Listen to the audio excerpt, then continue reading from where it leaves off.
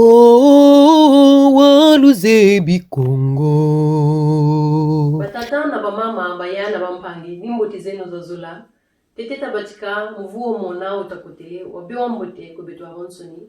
Na watu nachina kola kwa ditu. Bonjour tout le monde, mes meilleurs vœux de santé pour cette année 2021. Le cours d'aujourd'hui, c'est une sorte de mise au point de tout ce qu'on a appris jusqu'ici.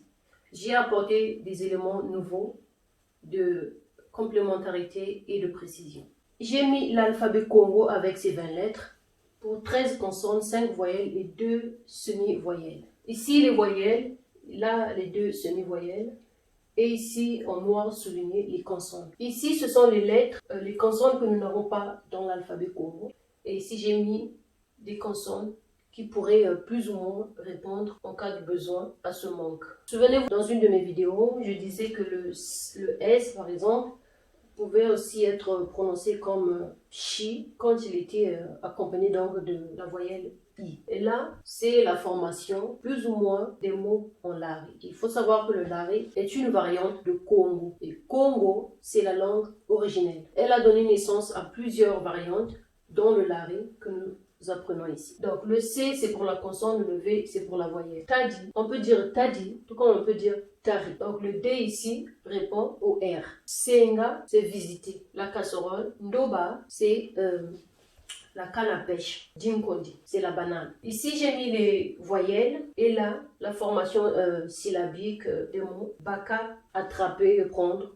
Wata arracher, quelque chose qui est donc dans la main de quelqu'un. Yala, étaler, exposer. Benda, c'est tirer. Oueta, serrer, essayer. Fia, sucer. La lampe, frapper. Yina. Yina, c'est quand vous recevez une portion de nourriture et vous n'êtes pas satisfait de la quantité et vous vous plaignez. Le fait de vous plaindre se dit, on l'a réussi, Yina. Tota, ramasser. Wota, c'est malaxer. Par exemple, chez nous au pays, on malaxe le foufou quand on le prépare pour mélanger. Donc, c'est ça qu'on appelle wota. Ici, yola, dans le sens d'aller chercher, c'est passer prendre quelqu'un en allant quelque part. Mona saru yola. Donc, je vais passer te chercher pour aller quelque part. La tête, wouma, faire une pause, demander. Alors, pour les semi-voyelles, elles peuvent commencer un mot, tout comme elles peuvent se retrouver au milieu d'un mot, entre une consonne et une voyelle. Ici, pour le Y, nous avons le taya. Ça, c'est un nom de famille. Donc, elles peuvent commencer un mot, comme ici, ou ici, entre une consonne et une voyelle, et là,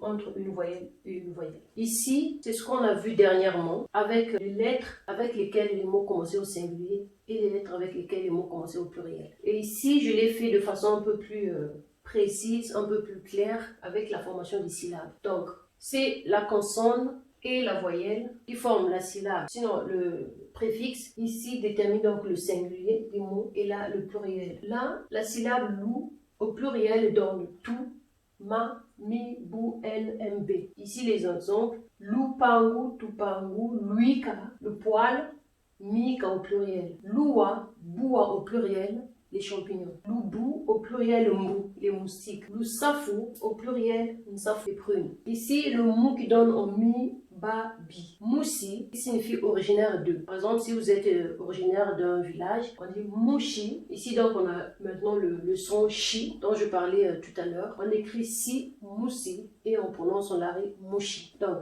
moussi qui signifie originaire de, et Bissi, donc quand vous êtes plusieurs, Bissi en fait, les ressortissants de ce village. Et là, MB, on a eu la leçon sur les consonnes M et N, le M qui précédait les consonnes B, P, V, L, F. Donc cette mise au point, c'est pour rassembler tout ce qu'on a fait jusqu'ici et que ce soit plus clair pour beaucoup, sinon pour tout le monde. J'avais annoncé parler des cas particuliers du nombre. Je le ferai dans ma prochaine vidéo. Je vais donc vous donner la réponse à la devinette de la dernière fois. Jinkondi. La devinette c'était Mchi wayenda wayenda wayekonama. La réponse Jinkondi. Ce serait donc tout pour aujourd'hui. On se retrouve une nouvelle fois pour une nouvelle vidéo. Et là je vous parlerai des cas particuliers du nombre. Jusque-là portez-vous bien et moi je vous dis à très bientôt. Et tout est bon. Oh, waluzebi Congo.